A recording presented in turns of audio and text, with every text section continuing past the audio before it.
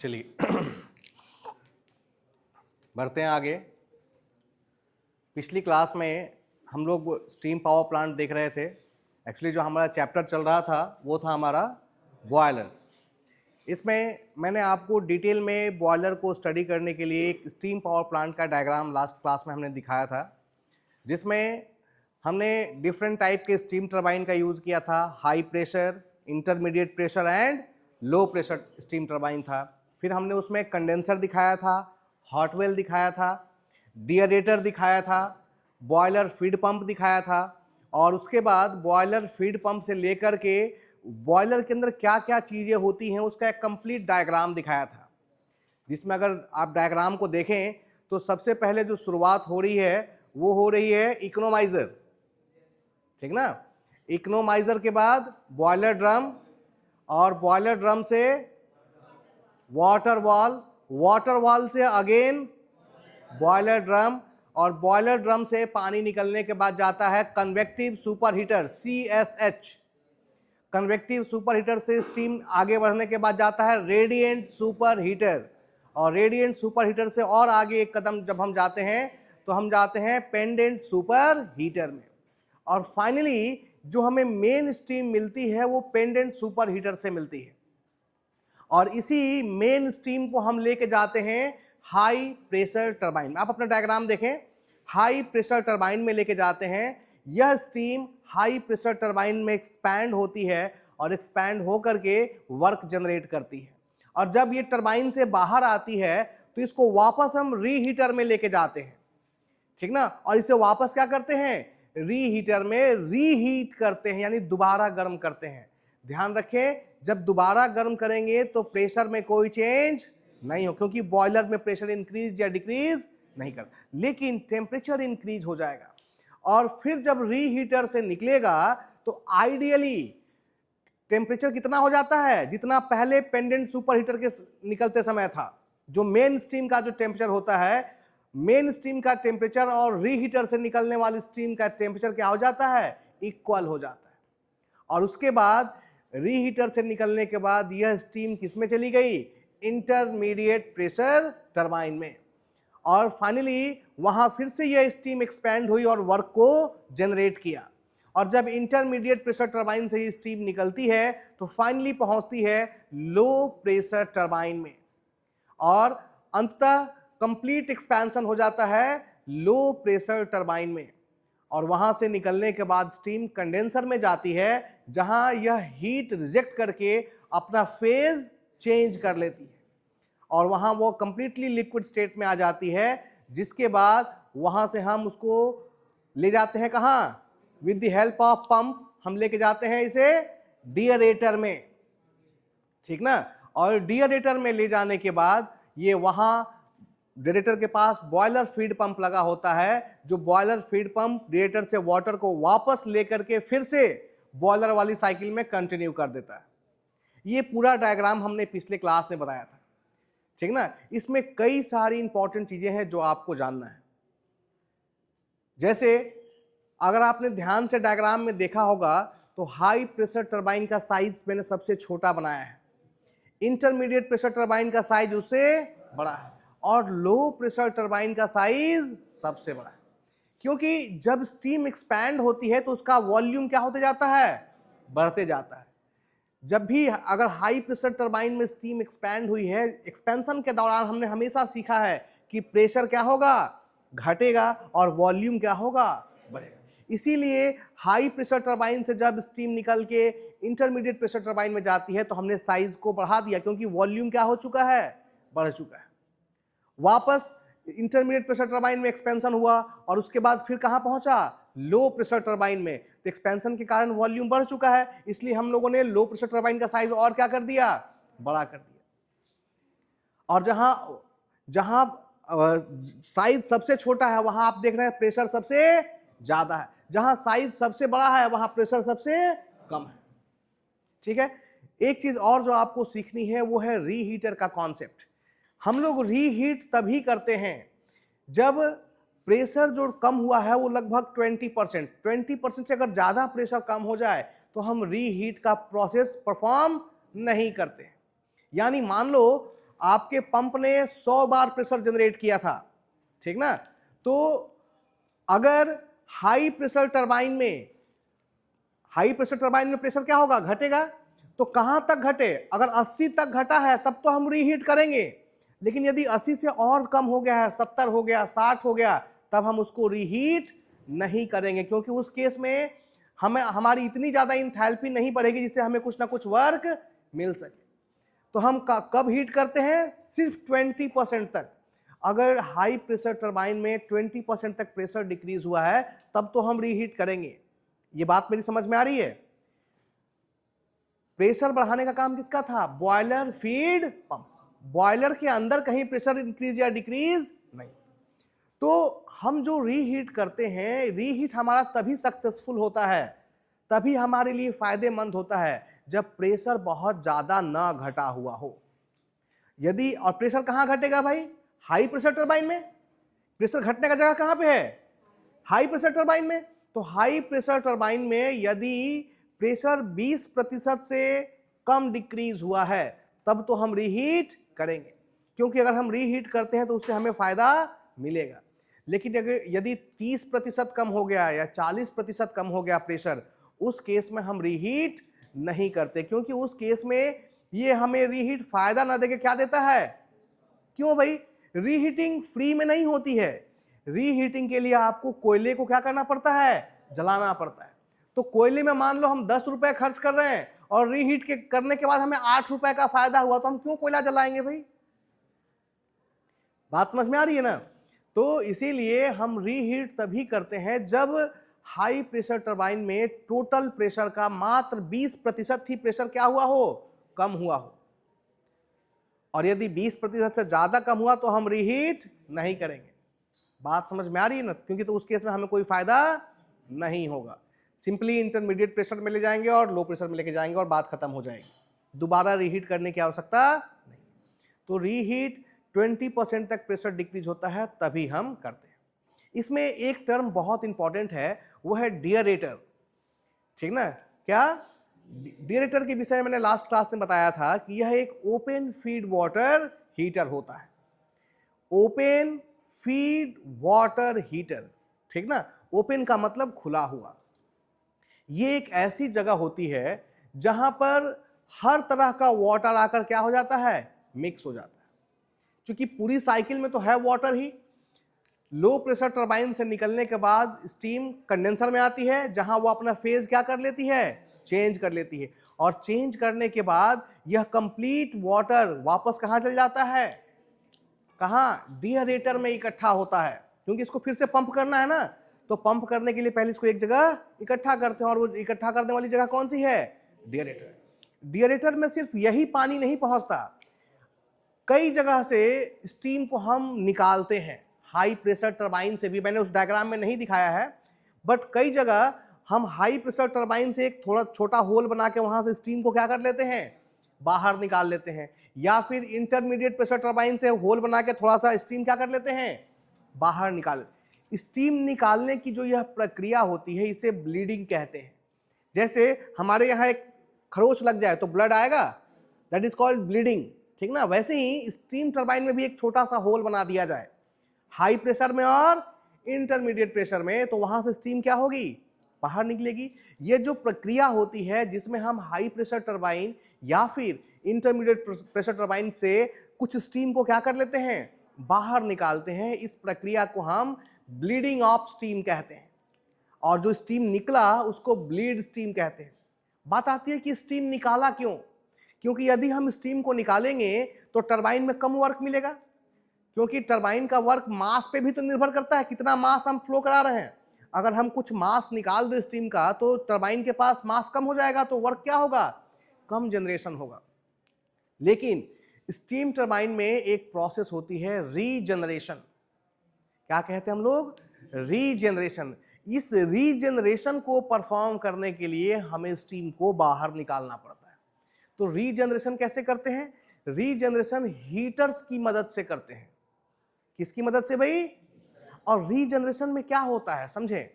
Regeneration वो प्रक्रिया है जिसमें कंडेंसर से आने वाले पानी को बॉयलर में भेजने से पहले थोड़ा गर्म कर दिया जाता है। रीजनरेशन में हम लोग क्या करते हैं, कंडेंसर से जो वाटर निकल के कहां जाना वाला है, फिर से बॉयलर में जो पहुंचने वाला है, उसको हम पहले ही थोड़ा सा क्या कर देते हैं, गर्म कर देते हैं। ये जो प्रक्रिया है, कंडेंसर से आने वाले वाटर को बॉयलर में घुसने से पहले क्या करना, गर्म करना, इस प्रक्रिया को ही हम रीजनरेशन कहते हैं। और ऐसा करके हमारे प्लांट की एफिशिएंसी बढ़ जाती है, इसलिए करते हैं। हायर क्लासेस में आप जाके पढ़ेंगे कि ऐसा क्यों होता है, लेकिन ध्यान रखिए रीजनरेशन हम इसीलिए करते हैं ताकि प्लांट की एफिशिएंसी क्या हो जाए, बढ़ जाए, ठीक ना। रीजनरेशन से हमेशा प्लांट की एफिशिएंसी क्या होती है, बढ़ती है। कैसे, क्या करते हैं, जो भी स्टीम को हमने ब्लीड कराया है उसको ले आते हैं और जो पानी कंडेंसर से आ रहा है उसके संपर्क में लाते हैं। अब संपर्क में दो तरीके से ला सकते हैं, एक डायरेक्ट कांटेक्ट में, एक तरफ से पानी आया और एक तरफ से क्या आया, स्टीम आया, तो सीधे सीधे संपर्क में आया। एक हाई टेम्परेचर पे है और एक लो टेम्परेचर पे है, तो जो हाई टेम्परेचर वाला होगा उसका टेम्परेचर कम होगा और जो स्टीम था वो फिर से किस में कन्वर्ट हो जाएगा, पानी में, और जो पानी था उसका टेम्परेचर स्टीम के कारण थोड़ा सा क्या हो जाएगा, बढ़ जाएगा, ठीक ना। और एक होता है इनडायरेक्ट कांटेक्ट। इनडायरेक्ट में एक पाइप के अंदर हमारा पानी जा रहा है और एक पाइप के अंदर स्टीम जा रहा है, दोनों के सरफेस एक दूसरे के संपर्क में आ रहे हैं, तो भी एक दूसरे के बीच क्या होता है, एक्सचेंज ऑफ हीट हो जाता है। और इस तरीके से कंडेंसर से जो भी वाटर आगे जा रहा है उसका टेम्परेचर थोड़ा बहुत क्या हो जाता है, बढ़ जाता है, जिससे बॉयलर में आपको कम हीट देना पड़ता है। और कम हीट देने का मतलब कोयले का खर्च क्या हो गया, कम हो गया, तो हमारे प्लांट की एफिशिएंसी बढ़ जाती है, ठीक ना। ध्यान दें, जब हम स्टीम पावर प्लांट में रीजनरेशन करते हैं तो एक चीज क्लियर होता है कि टरबाइन से जो वर्क आउटपुट जनरेट होगा वो घटेगा, क्योंकि हम कुछ स्टीम को क्या कर ले रहे हैं, बाहर निकाल ले रहे हैं। अगर ये स्टीम भी टरबाइन में जाता तो कुछ ना कुछ वर्क जनरेट करता। इसलिए जब भी हम रीजनरेशन करते हैं या ब्लीडिंग ऑफ स्टीम करते हैं, इससे हमेशा वर्क डन क्या होता है, घटता है। बावजूद इसके हम करते हैं क्योंकि इससे हमारी एफिशिएंसी क्या हो जाती है, बढ़ जाती है। तो एफिशिएंसी को बढ़ाने के लिए हम कुछ ना कुछ वर्क डन को डिक्रीज कर देते हैं, क्योंकि अल्टीमेटली हमें कुछ ना कुछ एफिशिएंसी इंक्रीज होने के कारण फायदा मिलता है, इसलिए हम हमेशा रीजनरेशन फंक्शन को परफॉर्म करते हैं। तो इस रीजनरेशन के लिए ही हम स्टीम को ब्लीड कराते हैं, ठीक ना। तो ये जो स्टीम ब्लीड हुआ ये भी फाइनली कहां जाके मिलेगा, वापस पानी बनने के बाद कहां जाएगा, वापस डिएरेटर में। तो स्टीम जो बनता है पावर प्लांट में, वो स्टीम का जो पानी होता है उसको हम कहते हैं डीमिनरलाइज वाटर। ध्यान से इसको समझेंगे, हम स्टीम पावर प्लांट में इस साधारण पानी का स्टीम नहीं बनाते। अगर आप इस साधारण पानी को स्टीम बनाएंगे तो बॉयलर के अंदर जो भी सिस्टम लगा हो सबके अंदर ट्यूब्स लगी रहती हैं, और ट्यूब के अंदर पानी जाकर के जब वो स्टीम में कन्वर्ट होगा तो इस पानी के साथ बहुत सारे मिनरल्स होते हैं। ये जो पानी हम लोग पीते हैं, इस पानी में बहुत सारे क्या होते हैं, देखिए हम लोग कहते हैं कि मिनरल, 1 लीटर मिनरल वाटर दो, बिस्लरी की बोतल आती है उसको लिखा रहता है मिनरल वाटर, यानी उस पानी के अंदर क्या है, मिनरल्स मौजूद हैं, जो हमारे, जिसको खनिज और लवण बोलते हैं, हमारे इस शरीर के लिए बहुत आवश्यक होता है। अब जब हम उस पानी को गर्म करेंगे तो पानी तो भाप बन जाएगा, लेकिन जो मिनरल्स मौजूद हैं वो एवापोरेट नहीं होंगे, और वो कहाँ क्या हो जाएंगे, पाइप का या ट्यूब का जो अंदरूनी सरफेस है उस पर धीरे धीरे जमा होंगे, जिससे वहां पर एक लेयर इकट्ठी होनी शुरू हो जाती है, और पाइप या ट्यूब का इंटरनल जो डायामीटर है वो धीरे धीरे क्या होने लगता है, कम होने लगता है। इस प्रक्रिया को हम स्केलिंग कहते हैं, कि पाइप के इंटरनल सरफेस पे क्या जमा हो गया है, स्केल जमा हो गया है। उस स्केल यानी कचरा जमा हो गया है।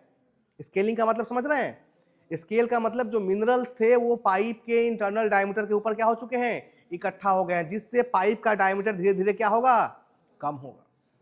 तो इस चीज से बचाने के लिए हमें पानी के अंदर से उस मिनरल को क्या करना होता है, बाहर निकालना होता है।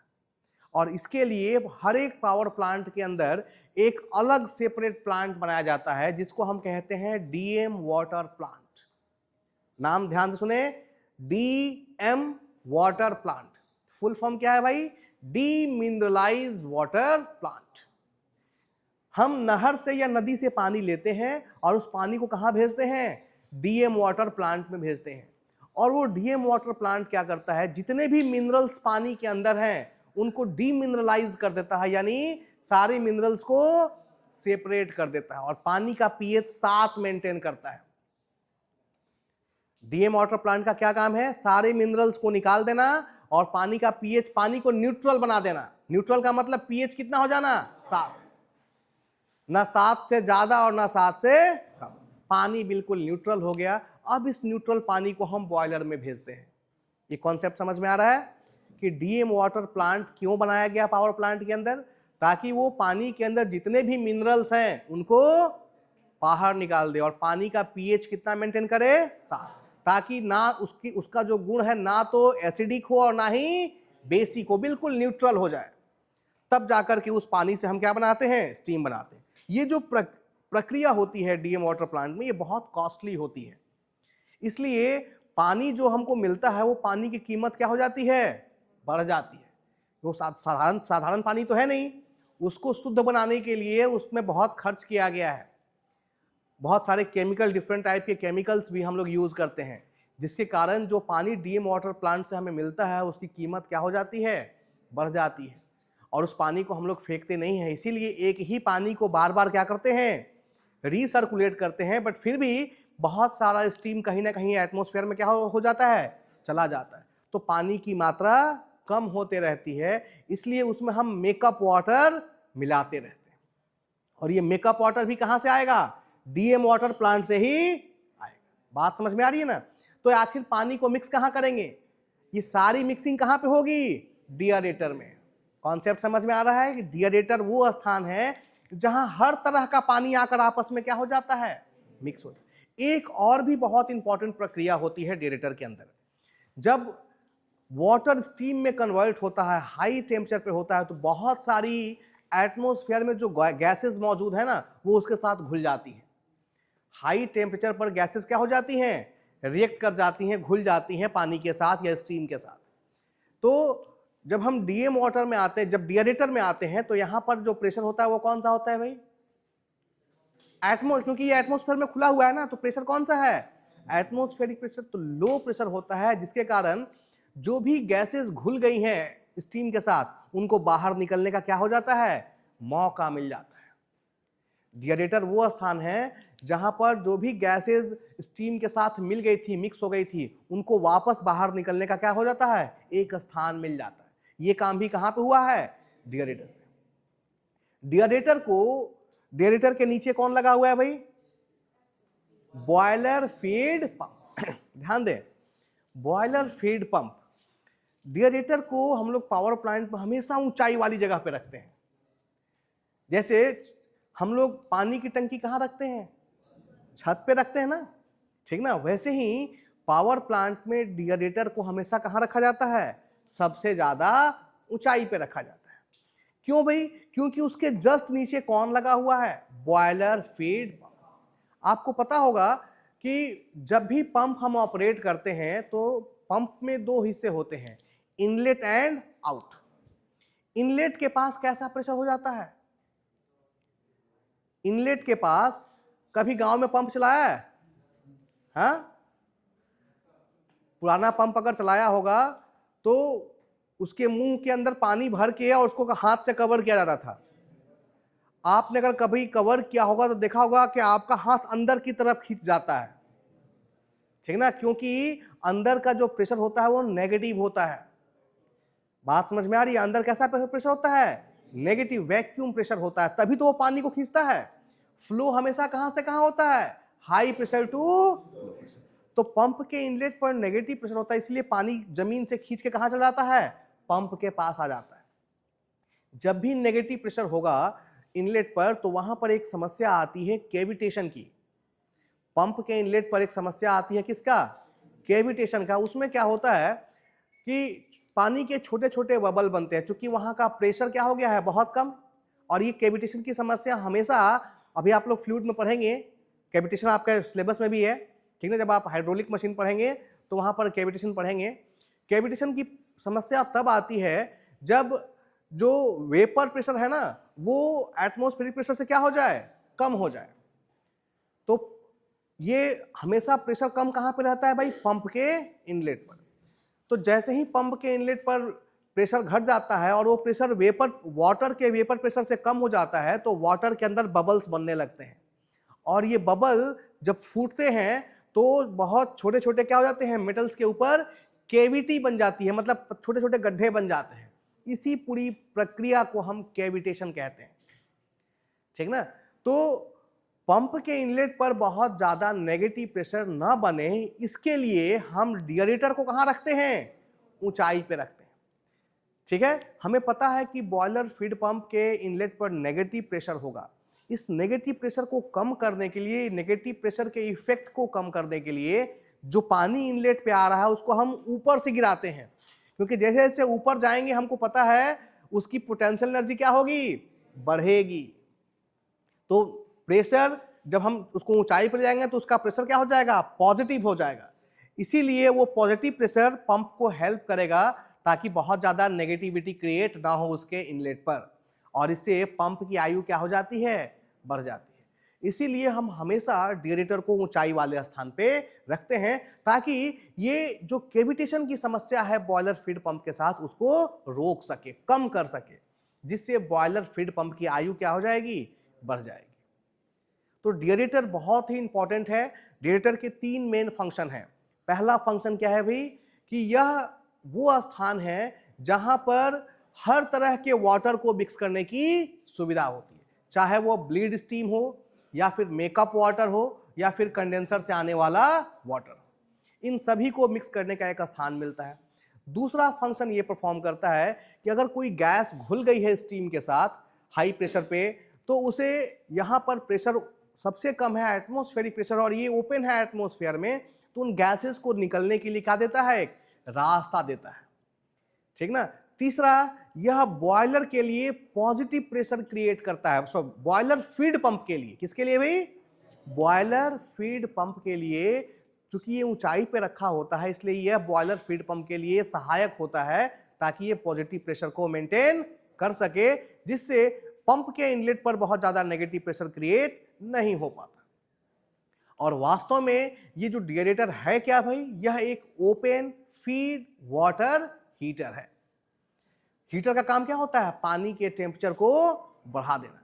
तो जो भी कंडेंसर से आ रहा है पानी, उसमें थोड़ा सा हमने स्टीम मिला दिया तो अल्टीमेटली पानी का टेम्परेचर क्या होगा, बढ़ेगा।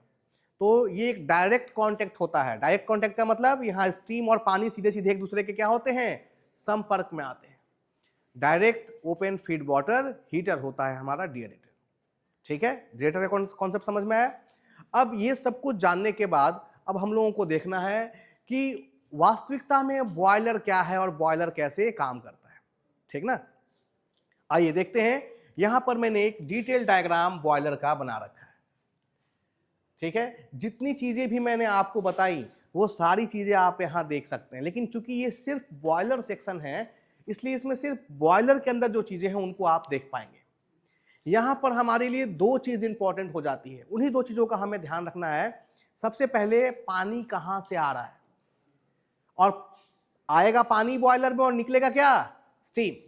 तो हमें इस पूरे सिस्टम को ध्यान रखना होगा कि बॉयलर में सबसे पहले पानी कहां से आया और फाइनली स्टीम बन के कहां गया। क्लियर है। दूसरी चीज का हमें ध्यान रखना है कि बॉयलर में जो आग जल रही है जिसकी मदद से हम पानी को स्टीम में कन्वर्ट कर रहे हैं, उस आग के कारण जो गर्म गैसेस जनरेट हो रही हैं उनको हम फ्लू गैसेस कहते हैं। क्या कहते हैं भाई, फ्लू गैसेस। देखिए यहां पर लिखा है FLUE, फ्लू गैसेस। ये फ्लू गैसेस वो हॉट एयर है, ठीक ना, हॉट एयर है जिसकी मदद से पानी किस में कन्वर्ट होता है, स्टीम में कन्वर्ट होता है। तो ये कहां से निकलता है और कहां से होते हुए कहां बाहर जाता है। जैसे आग जलती कहां पे है, फर्नेस में, और फर्नेस से होता हुआ ये आग ऐसे होते हुए और फाइनली एटमॉस्फेयर में निकल जाती है, किसकी मदद से, with the help of chimney. Chimney को हम स्टेक भी कहते हैं। स्टेक या चिमनी से होते हुए कहां जाती हैं, बाहर, ठीक है। तो हमें दोनों का ही फ्लो कैसे कैसे हो रहा है इस बात का ध्यान रखना बहुत जरूरी है। ठीक है, अभी हम लोगों ने डिस्कस किया कि बॉयलर के अंदर पानी कहां से आया। बॉयलर के लिए हम एक टंकी बना के रखा है हम लोगों ने पावर प्लांट में। उस टंकी को हमने क्या कहा, डिएरेटर कहा ना। अभी बॉयलर के अंदर जो भी पानी आ रहा है वो उसका सोर्स क्या है भाई, डिएरेटर। और डिएरेटर से पानी कौन खींचता है, pump, that is called boiler feed pump. तो डिएरेटर के बाद बॉयलर फीड पंप लगा रहता है जो पानी को खींचता है डिएरेटर से, और बॉयलर फीड पंप का ये काम होता है कि उसके प्रेशर को बढ़ा दे। तो बॉयलर फीड पंप उसके प्रेशर को बढ़ा करके और फाइनली कहां भेजता है, बॉयलर के अंदर। और बॉयलर के अंदर सबसे पहले अगर आप पिछला डायग्राम देखें तो कौन है, इकोनोमाइजर है, ठीक ना। तो बॉयलर फीड पंप से पानी कहां गया, इकोनोमाइजर में। बात समझ में आ रही है। अब देखिए इस डायग्राम में मैंने क्या क्या चीजें बनाई हैं, एक बार मैं उनको रिपीट करता हूं। यहां पे बना हुआ है बॉयलर ड्रम, ये हमारा है बॉयलर ड्रम। बॉयलर ड्रम से एक पाइप नीचे आया है, इसका नाम है डाउन कमर्स। इसका नाम क्या है भाई, डाउन कमर्स, ये है। और यहां से यहां एक पंप लगा हुआ है जो डाउन कमर से पानी को नीचे खींचता है और इधर भेजता है। यहां आने के बाद इस पॉइंट को हम लोग कहते हैं डिस्ट्रीब्यूशन हेड। ये क्या है, डिस्ट्रीब्यूशन हेड है। डिस्ट्रीब्यूशन हेड के बगल में जो पाइप लगी हुई है जो ऊपर की तरफ जा रही है, इसको कहते हैं वाटर वॉल।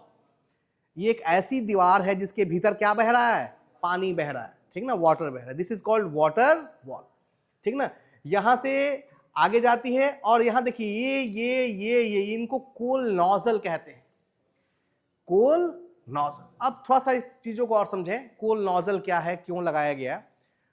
हम लोग जमीन के अंदर से कोयले को निकालते हैं, रेलगाड़ी से ट्रांसपोर्ट करने के बाद जब ये पावर प्लांट में पहुंचता है, तो जैसे पावर प्लांट के अंदर एक सेपरेट प्लांट था, डीएम वाटर प्लांट था ना, वैसे ही पावर प्लांट के अंदर एक और सेपरेट प्लांट होता है, that is called coal handling plant, CHP। CHP, C for coal, H for handling, P for plant, ठीक ना। जैसे एक डीएम वाटर प्लांट था वैसे ही एक कोल हैंडलिंग प्लांट। जो भी कोयला आता है उसको क्या करते हैं, सबसे पहले उसको क्रशर में ले जाते हैं। क्रशर में ले जाते हैं क्योंकि जो कोयला निकला गया किसी का साइज इतना बड़ा है, किसी का साइज छोटा सा, तो सभी को क्रश करके पाउडर फॉर्म में कन्वर्ट कर दिया जाता है। कोयले का क्या बनाया जाता है, पाउडर। पाउडर इसलिए बनाया जाता है ताकि उस जलने में बहुत आसानी होगी। पाउडर के फॉर्म में जब ये आ जाएगा तो इसको जलाने में बहुत आसानी होगी, बिल्कुल गैस की तरह जलता है ये, ठीक ना। तो सबसे पहले इसको हम गैस के फॉर्म में, पाउडर के फॉर्म में कन्वर्ट कर लेते हैं क्रशर में ले जा करके। उसके बाद ये जो कोल पाउडर मिलता है इसको हम कहाँ लेके जाते हैं, फर्नेस के भीतर। और फर्नेस में लगा रहता है नोजल। इस नोजल का काम क्या होता है भाई, प्रेशर को कम करना और वेलोसिटी को, यानी जब हम कोयले के पाउडर को इस नोजल से अंदर फेंकते हैं तो बहुत हाई वेलोसिटी से वो किसके अंदर जाती है, फर्नेस के अंदर जाती है। बात समझ में आया।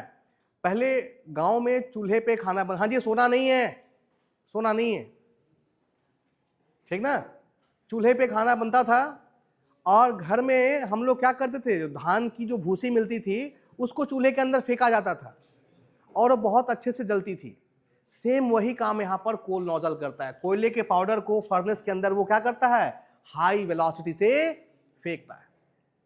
बात समझ में आ रही है, जिसके कारण ये बहुत अच्छे तरीके से इसका कंबशन होता है और हीट डेवलप होती है। बात समझ में आई, इसलिए ये क्या दिए गए हैं, कोल नोजल।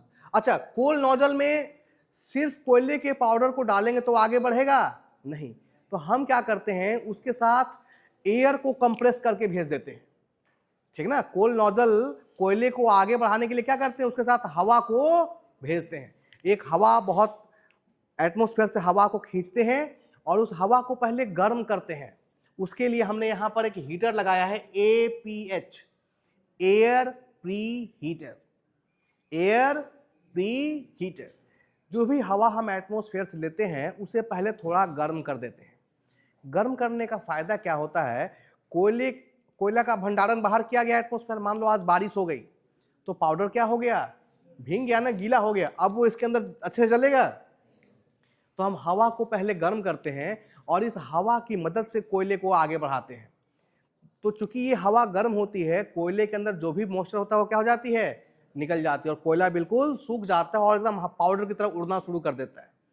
तो एयर प्री हीटर से में जो भी एयर आती है उसको दो भाग में बांट देते हैं, प्राइमरी एयर एंड सेकेंडरी।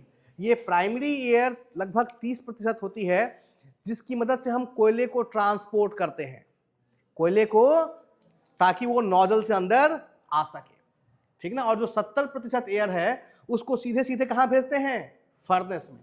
कहेंगे सर हवा को क्यों भेजा? इसको समझने के लिए लोहार की दुकान पे जाएं, आप उसकी भट्ठी को देखें, जहां वो कोयला जलाता है उसके नीचे एक पंप लगा के रखता है और वो धीरे धीरे उसको घुमाता है और हवा उसके नीचे से डालता है। आप देखेंगे बिल्कुल रेड हॉट आग निकल जाती है, ठीक ना, क्योंकि कंबशन के लिए ऑक्सीजन की रिक्वायरमेंट होती है। तो फर्नेस के अंदर भी तो हम कोयला जला रहे हैं, उसके लिए 70% ये जो सेकेंडरी एयर है ये सीधे सीधे कहां जाती है, फर्नेस में, जिससे कंबशन बहुत सही तरीके से होता है। बात समझ में आ रही है? तो यहां कंबशन हो रहा है, कोयला जल रहा है और बगल में क्या है, पानी है। ये बिल्कुल जो फर्नेस है ना, बिल्कुल एक कैसा बॉडी रहता है, सिलेंड्रिकल, बीच में आग जल रही है और चारों तरफ पानी है, जिसके कारण जैसे जैसे पानी ऊपर जाता है हीट का ट्रांसफर होते जाता है, और ऊपर जाते जाते देखिए यहां पर मैंने ब्लू कलर दिखाया है, बट ऊपर जाते जाते रेड और ब्लू दोनों दिखाया है। इसका मतलब इसमें से कुछ पानी किस में कन्वर्ट होने लगता है, स्टीम में, और कुछ अभी भी किस में रहता है, वाटर। इधर से भी पाइप से होते हुए यहां पहुंच गया और इधर से भी पाइप से होता हुआ वापस कहां पहुंच गया, बीडी, बॉयलर। पानी आया कहां से था, आप पहले वाले डायग्राम को खोलिए और देखिए, इकोनोमाइजर के बाद पानी कहां गया है, बॉयलर ड्रम। तो बॉयलर ड्रम से वापस वाटर वॉल और वाटर वॉल से वापस कहां पहुंच गया, बॉयलर ड्रम। अब देखिए बॉयलर ड्रम में स्टीम भी पहुंचा और गर्म पानी भी पहुंचा। जो स्टीम बन गया वो ऊपर चला जाता है और जो गर्म पानी है वो अभी भी कहां है, नीचे। जो गर्म पानी है वो वापस फिर से वापस रिसर्कुलेट करता है, फिर से डाउन कमर्स में आ जाता है और फिर से वाटर वॉल में चला आता है, और यह प्रक्रिया निरंतर चलती रहती है। जो भी स्टीम बनेगा वो ऊपर इकट्ठा होगा और इकट्ठा होके यहां से कहां चला गया, देखिए यहां से निकला क्या, स्टीम, बाहर गया steam to CSH, convective super. Steam तो बन चुका है, अब हम पानी के टेम्परेचर को नहीं बढ़ा सकते, लेकिन हम स्टीम के टेम्परेचर को क्या कर सकते हैं, बढ़ा सकते हैं। हम उसे सुपर हीट करते हैं, उसके टेम्परेचर को और ज्यादा क्या करते हैं, बढ़ाते हैं। तो उसके लिए सबसे पहले हम किसमें लेके चले गए, convective super heater. Super heater वो होता है जो स्टीम के टेम्परेचर को क्या करता है, बढ़ाता है। बात समझ में आई? और जो पानी है वो वापस फिर से डाउन कमर से होते हुए कहां आ गया, फिर से वाटर वॉल में आ गया, ताकि फिर इसको किसमें कन्वर्ट किया जा सके, स्टीम में। बात समझ में आ रही है? अब देखिए बॉयलर ड्रम में, फ्रॉम बॉयलर ड्रम, यहां पर हमें एक चीज और दिखानी होगी,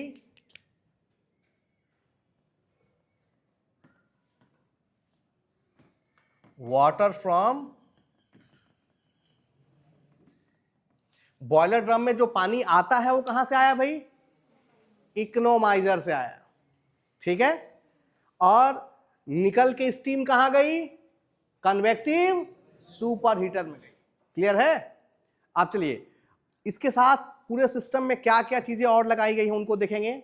एक तो बॉयलर ड्रम हो गया, यहां एक पंप है, इसको सर्कुलेटिंग पंप कहते हैं। उसके बाद आपके वाटर वॉल है, कोल नोजल है। उसके बाद यहां पे आपको दिखाया गया है रेडिएंट सुपर हीटर। उसके बाद है पेंडेंट सुपर हीटर। उसके बाद है री हीटर। उसके बाद कन्वेक्टिव सुपर हीटर। उसके बाद इकोनोमाइजर। इकोनोमाइजर के बाद air pre heater. Air pre heater के बाद ESP। ESP का फुल फॉर्म होता है इलेक्ट्रोस्टैटिक प्रेसिपिटेटर। क्या फुल फॉर्म है भाई, ESP का फुल फॉर्म क्या है, इलेक्ट्रोस्टैटिक प्रेसिपिटेटर, ठीक ना। उसके बाद है IDF। IDF का मतलब है फैन। IDF का मतलब क्या है? Induced draft fan, induced draft. और एक यहां फ्रेम लगा है FD फैन। FD का मतलब है फोर्स ड्राफ्ट और ID का मतलब है इंड्यूस्ड ड्राफ्ट। इन दो तरह के फैन पावर प्लांट में यूज किए जाते हैं, एक को हम FD फैन कहते हैं और दूसरे को ID फैन। FD फैन क्या है और ID फैन क्या है समझें। यहां पर हमने एक स्टैंड वाला फैन लगाया है खिड़की के पास। अब वो क्या करेगा भाई? हवा फैन पीछे से खींचेगा और कमरे में फेंकेगा। तो कमरे के अंदर जो हवा आ रही है, फैन जो फेंक रहा है वो फोर्स के साथ फेंक रहा है। This fan is called force draft fan. ये हवा की वेलोसिटी को क्या कर रहा है? बढ़ा दे रहा है। तो इस तरह के फैन को हम फोर्स ड्राफ्ट फैन बोलते हैं। और हमारे किचन में ऊपर एक फैन लगा रहता है जिसको हम एग्जॉस्ट फैन कहते हैं। उसका काम क्या होता है भाई? कमरे के अंदर जो गर्म हवा है उसको खींच के बाहर फेंकना। आप देखेंगे कहीं भी किचन में खाना बन रहा है, गर्म हवा उठ के फाइनली कहा जाता है उसके पास। तो उस फैन को हम कहते हैं ID fan, induced draft fan. ताकि वो उसका काम होता है सभी चीजों को, धुआं को खींचने का। और FD फैन का काम होता है धक्का देकर के आगे भेजने का। तो समझ में आ रहा है? आग यहां जल रही है, सभी धुएं को खींचना है और खींच के कहां से निकालना है? चिमनी से। तो यहां पर एक बड़ा सा एग्जॉस्ट फैन लगा है, उसी को हम क्या कह रहे हैं? ID फैन कह रहे हैं, इंड्यूस्ड ड्राफ्ट फैन कह रहे हैं। इसके फायदा क्या होता है? वो इस सारे गर्म हवा को खींच लेता है और खींच करके उसको एक रास्ता देता है कि भाई आपको ऐसे फ्लो करते हुए ही निकलना है चिमनी से बाहर, ठीक ना। और फोर्स ड्राफ्ट क्या करता है भाई? यहां फोर्स ड्राफ्ट लगा है, उसका काम है। और फोर्स ड्राफ्ट हवा किसको दे रहा है? एयर प्री हीटर को। वो एटमॉस्फेयर से हवा खींच के और एयर प्री हीटर के अंदर धक्का देके भेज रहा है कि तुम अंदर जाओ, क्योंकि तुम नहीं जाओगे तो बॉयलर को ऑक्सीजन कहां से मिलेगा, ठीक ना। कोयले का ट्रांसपोर्टेशन कौन करेगा? तो फोर्स ड्राफ्ट जबरदस्ती बॉयलर के अंदर हवा को भेज रहा है और वो हवा किसके अंदर आता है? एयर प्री हीटर, और फिर पाइप के माध्यम से सीधे कहां पहुंच जाता है? फर्नेस के अंदर पहुंच जाता है। तो एक फैन का काम है बॉयलर में जबरदस्ती हवा को भेजना, और दूसरे फैन का काम है जो आग जल रही है उसको एक रास्ता देते हुए चिमनी से बाहर निकालना, ठीक है। यहां पर एक ESP यूज किया गया है। ESP क्या है समझे। जब आग जलती है, कोयला जलता है, तो कोयले के बहुत बारीक पार्टिकल्स होते हैं। अगर ESP ना रहे तो ये सारे कोयले के पार्टिकल चिमनी से बाहर जाएंगे और कुछ समय के बाद, बाहर जाने के बाद, चूंकि इनका कुछ ना पार्टिकल का कुछ ना कुछ मास होगा, वापस ये धीरे धीरे क्या होंगे? जमीन पे बैठ जाएंगे। जो भी लोग पावर प्लांट के आसपास रहेंगे उन सभी के फेफड़े में डेली बहुत सारे धूल के पार्टिकल्स जाएंगे। कोयले का जला हुआ राख जिसको कहते हैं ना, राख के कण बहुत ही क्या होते हैं? छोटे होते हैं। और जब हम लोग सांस लेंगे तो कहाँ चले जाएंगे? अंदर चले जाएंगे। इससे लोगों को बीमारियां हो जाएंगी। इससे बचाने का काम किसके द्वारा किया जाता है? ESP। ESP एक ऐसा सिस्टम होता है जिसके अंदर बहुत ही हाई वोल्टेज और करंट का फ्लो होता है, जिसके कारण यह एक इलेक्ट्रोमैग्नेटिक फील्ड बना लेता है। और इस इलेक्ट्रोमैग्नेटिक फील्ड के कारण राख के जो भी पार्टिकल आते हैं वो उनको अपने तरफ क्या कर लेता है? खींच लेता है। और अंदर 2 इलेक्ट्रोड होते हैं जिसके ऊपर वो सारे राख के पार्टिकल क्या हो जाते हैं? जमा हो जाते हैं। लेकिन ये बहुत ज्यादा बिजली कंज्यूम करता है। पावर प्लांट अगर 100 मेगावाट बिजली जनरेट कर रहा है तो लगभग 5 मेगावाट अकेले कौन खर्च कर लेता है? ESP।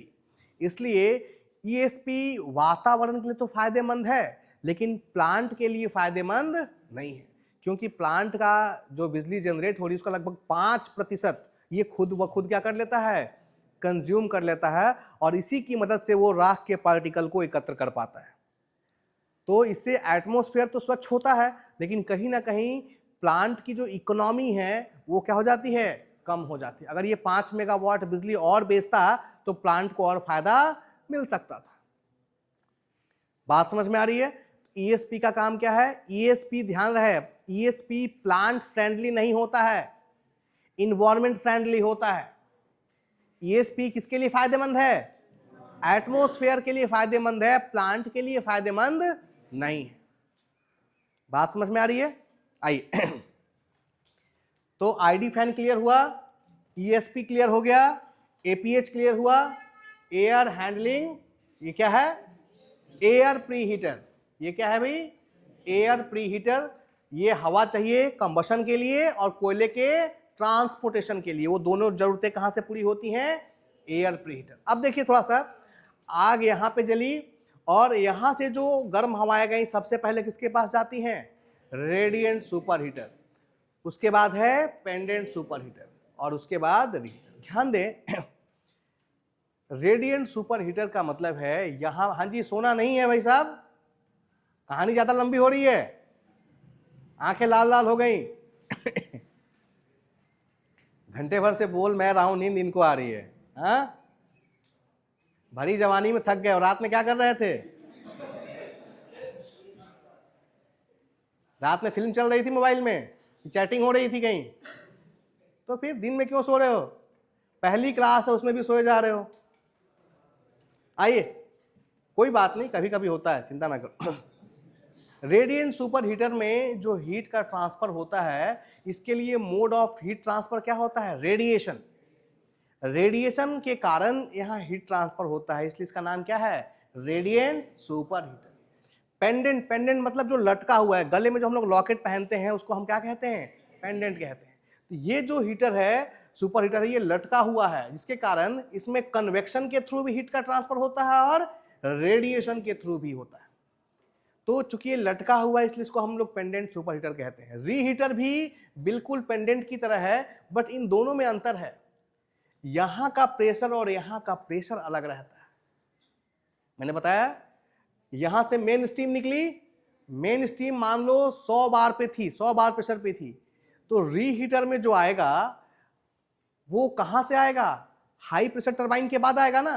तो हाई प्रेशर टरबाइन में कुछ ना कुछ उसका प्रेशर क्या हो चुका होगा? कम हो चुका होगा। तो दोनों में टेम्परेचर तो सेम रहता है, जो स्टीम निकलेगी यहां से निकलेगी और यहां से निकलेगी, दोनों में क्या चीज सेम रहेगा भाई? टेम्परेचर दोनों का सेम रहेगा, बट अंतर किसका होगा? प्रेशर का। यहां से लगभग 20% कम प्रेशर होता है किसमें? रीहीटर में। बट पेंडेंट सुपर हीटर में भी हीट का ट्रांसफर रेडिएशन और कन्वेक्शन दोनों माध्यम से होता है, और रीहीटर में भी कन्वेक्शन और रेडिएशन दोनों ही माध्यम से हीट का ट्रांसफर होता है। बात समझ में आ रही है? उसके बाद यहां से फ्लू गैसेस आगे गई तो कौन मिला? Convective super heater. यहां पर जो हीटिंग हो रही है वो सिर्फ और सिर्फ कन्वेक्शन के कारण हो रही है। और ध्यान दें, ये किसके कारण हो रही है? Flue gases. जो फर्नेस में आग जली थी और जो हमने 70% हवा दी थी, ये हवा इस हीट को लेकर क्या हो रही है? आगे जा रही है। इसी हीट को हम क्या, इसी गैस को हम क्या कह रहे हैं? फ्लू गैस कह रहे हैं। अब ये गैस किसके पास पहुंचेगी भाई? कन्वेक्टिव सुपर हीटर के पास। और कन्वेक्टिव सुपर हीटर का काम क्या होता है? स्टीम को सुपर हीट करना। और ये स्टीम कहां से आई है? बॉयल। देखिए यहां ध्यान से, सब पूरा डायग्राम देखेंगे तो सब कुछ बिल्कुल क्लियर है। यहां से स्टीम निकली और कहीं कहां? Convective super heater. अब देखिए सीएसएच के पास लिखा है फ्रॉम। फ्रॉम मतलब कहां से? कहां से आया भाई? और निकलने के बाद टू कहां गया? कहां गया भाई? रेडिएंट। तो यहां कन्वेक्टिव सुपर हीटर के पास इस बॉयलर ड्रम से जो स्टीम ऊपर बन चुका था वो निकल के आता है सीएसएच में, कन्वेक्टिव सुपर हीटर में। और यहां पर इसको कौन गर्म करता है? फ्लू गैसेस गर्म करता है, जिससे इसका टेम्परेचर क्या हो जाता है? बढ़ जाता है। और टेम्परेचर बढ़ाने के बाद वापस इस स्टीम को कहां भेज दिया गया? रेडिएंट। देखिए अब रेडिएंट सुपर हीटर के पास आइए, इसके पास कहां से आया भाई? From convective super heater. यहां पे आया और यहां पे इसका टेम्परेचर और ज्यादा बढ़ाया जाएगा, और बढ़ाने के बाद निकल गया टू, किसको गया? Pendant super heater. अब देखिए ये है पेंडेंट सुपर हीटर, इसके पास आ कहां से रहा है? रेडिएंट से आया और निकलने के बाद कहां गया? Main steam to high pressure turbine. Concept clear है? हाई प्रेशर टरबाइन में इसका एक्सपेंशन होगा, एक्सपेंशन होने के बाद इसका प्रेशर भी घट जाएगा और टेम्परेचर भी घट जाएगा। वापस इसको हम कहां लेके आएंगे? रीहीटर में। देखिए फ्रॉम कहां से आ रहा है? High pressure turbine. रीहीटर में गया, रीहीटर में जब जाएगा तो प्रेशर में तो चेंज नहीं आएगा, लेकिन वापस टेम्परेचर फिर से क्या हो जाएगा, किसके बराबर हो जाएगा, मेन स्ट्रीम के बराबर हो जाएगा। टेम्परेचर तो बराबर हो गया, लेकिन कम क्या है भाई, प्रेशर कम है।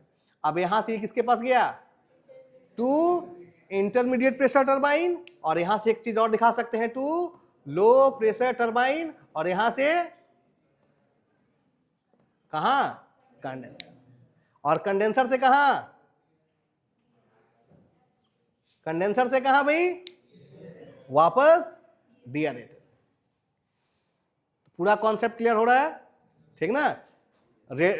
रीहीटर से निकलने के बाद intermediate pressure turbine, intermediate pressure turbine से निकलने के बाद low pressure turbine, low pressure turbine से निकलने के बाद कंडेंसर, और कंडेंसर से निकलने के बाद डिएरेटर के बाद बॉयलर फीड पंप लगा है, और उसको फिर से कहां भेज देगा, इकोनोमाइजर।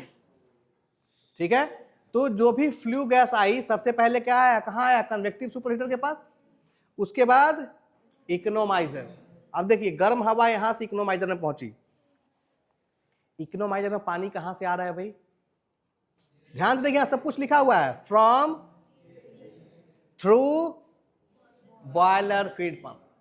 इकोनोमाइजर में जो पानी आ रहा है ये डिएरेटर से आ रहा है, किसकी मदद से, बॉयलर फीड पंप की मदद से। तो यहां पानी आया, ठीक ना, और इस पानी का थोड़ा बहुत हम टेम्परेचर क्या कर देते हैं, बढ़ा देते हैं। किसकी मदद से बढ़ाया भाई, किसकी मदद से बढ़ाया, टेम्परेचर किसकी मदद से बढ़ाएंगे, फ्लू। देखिए क्यों इकोनोमाइजर को कहा गया, अगर आप ये इकोनोमाइजर ना लगाए होते तो ये गैस यहां से निकलते हुए कहां चल जाती, चिमनी। ये गैस का टेम्परेचर बहुत हाई है, तो इसके पास बहुत सारी हीट एनर्जी है, तो हमारी कोशिश होती है कि जब तक ये चिमनी से बाहर जाए उससे पहले जितना ज़्यादा हो सके हम इसके हीट एनर्जी को क्या कर लें, यूज़ कर लें।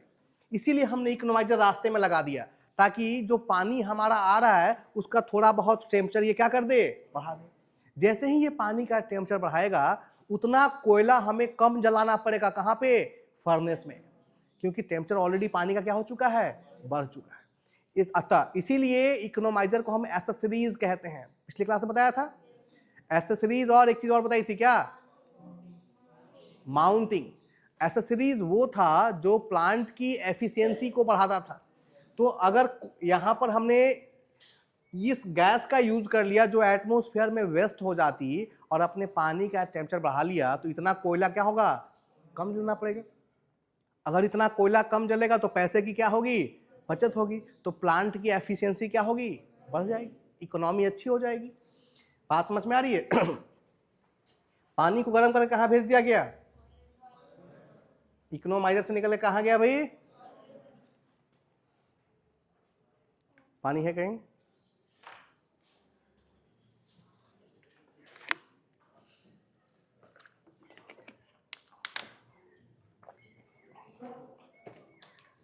ठीक है भाई।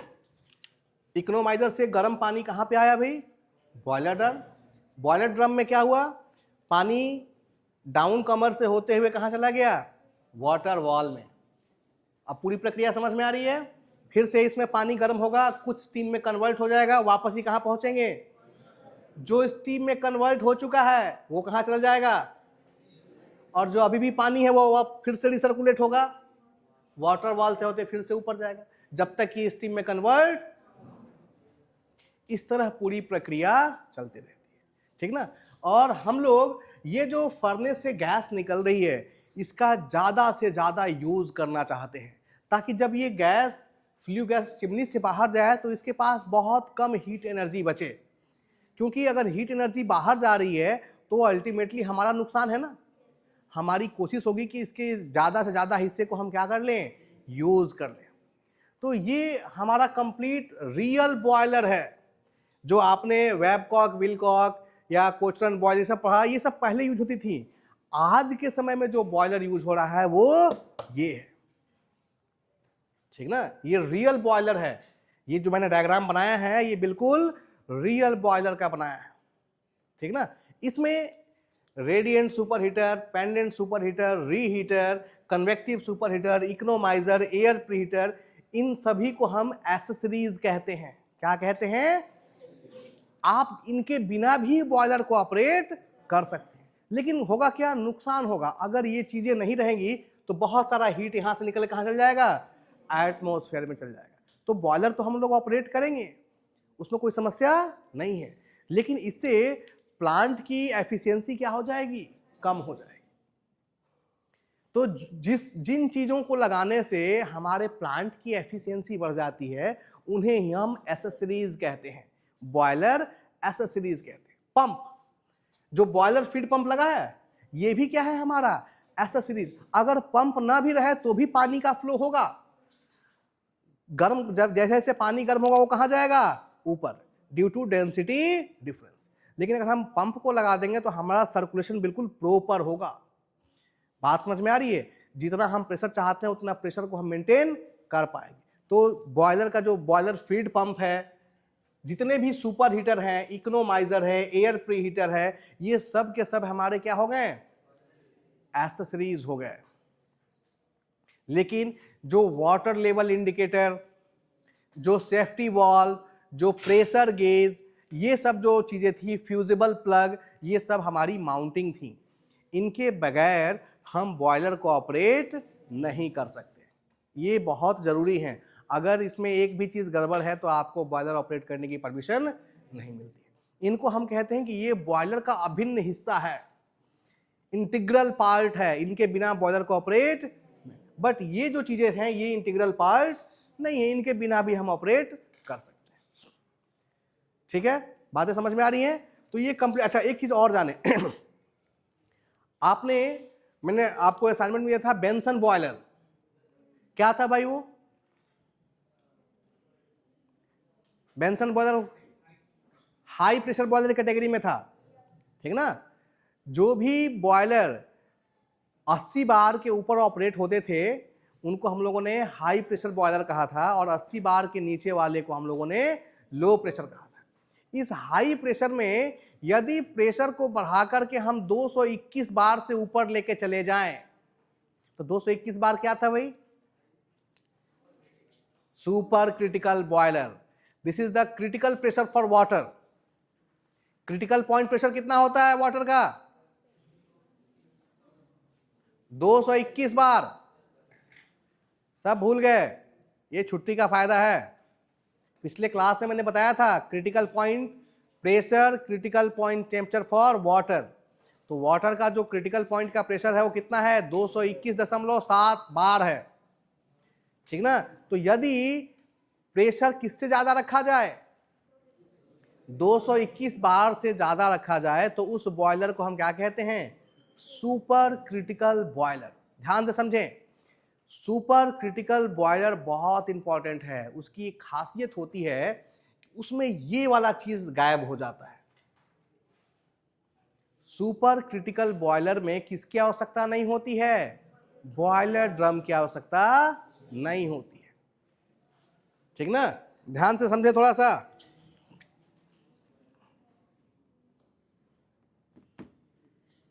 यही पॉइंट क्या था? Critical point. हाँ, अब प्रेशर को यदि हम 221 बार से ज्यादा रखें, सपोज 230 बार है, तो इस पॉइंट का प्रेशर जो होगा वाटर के लिए ये कितना होगा? 221, जो क्रिटिकल पॉइंट से पास हो रहा है। अब हमने 230 रखा है, यानी इसके ऊपर 200।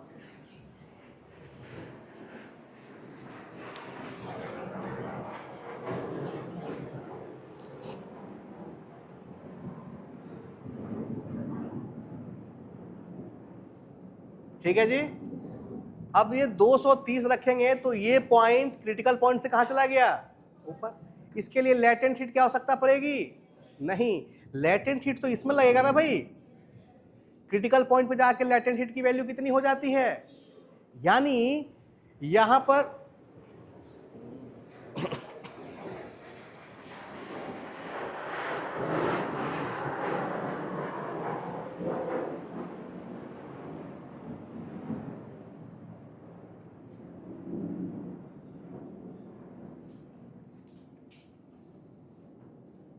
ध्यान दे, क्रिटिकल पॉइंट के ऊपर जो भी पानी जाएगा इस पॉइंट पे सीधे सीधे किस में कन्वर्ट हो जाएगा?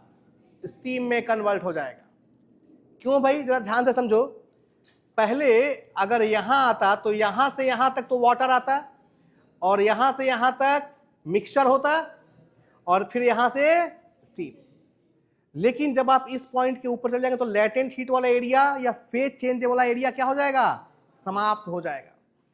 ठीक ना? इसीलिए सुपर क्रिटिकल बॉयलर में लेटेंट हीट देने की आवश्यकता नहीं पड़ती। याद कीजिए, 1 kg पानी के लिए लेटेंट हीट की वैल्यू कितनी होती है? सब भूल गए, 2256 किलो जूल पर केजी। 1 kg पानी को अगर आपको वाटर से स्टीम में कन्वर्ट करना है तो कितना लेटेंट हीट देना पड़ेगा? 2256 किलो जूल। ठीक ना? तो अब इतना हीट देने के लिए कूलर जलाना पड़ेगा। इसीलिए हम सुपर क्रिटिकल बॉयलर बनाने लगे हैं, ताकि हमें ये लेटेंट हीट देने की आवश्यकता ना पड़े। पानी जाए और एक पॉइंट के बाद सीधे किस में कन्वर्ट हो जाए। यानी अब जब पानी इस वाटर वॉल में जाएगा ना, तो ऊपर वो 100% किस में कन्वर्ट हो जाएगा? स्टीम। तो जब 100% स्टीम बन गया तो बॉयलर ड्रम क्या हो सकता है? नहीं, क्योंकि बॉयलर ड्रम तो इसलिए था कि जो स्टीम बन गया ऊपर जाएगा, और जो पानी है वो फिर से सुपर क्रिटिकल बॉयलर में जो भी पानी जाएगा वो 100% किस में कन्वर्ट हो जाएगा? स्टीम में। और कन्वर्ट होगा तो उसको हम सीधे कहां भेज देंगे? Convective super. तो बॉयलर ड्रम की रिक्वायरमेंट क्या हो गई? समाप्त। इकोनोमाइजर का पानी सीधे कहां आएगा? वाटर वॉल में। और जो भी पानी वाटर वॉल में आ गया वो 100% किस में कन्वर्ट हो जाएगा? स्टीम में। किसके केस में? In case of super critical boiler. ठीक ना? तो सुपर क्रिटिकल बॉयलर का साइज क्या हो जाएगा? छोटा हो जाएगा। क्यों? कि वहां बॉयलर ड्रम की आवश्यकता नहीं है। हमारे फ्यूल की क्या होगी? बचत होगी। क्यों भाई? क्योंकि लेटेंट हीट की आवश्यकता नहीं है। लेटेंट हीट आपको देने की आवश्यकता बिल्कुल भी नहीं। क्लियर है? तो ये कंप्लीट आपका बॉयलर था। ठीक ना? इसके साथ ही आपका यूनिट नंबर 4 भी क्या हो गया? समाप्त हो गया। ठीक है? तो कल की क्लास में आगे, कल तो छुट्टी है, परसों से हम लोग आगे स्टार्ट कर लेंगे आपका यूनिट नंबर 5। आज ही रहने देते हैं। Thank you.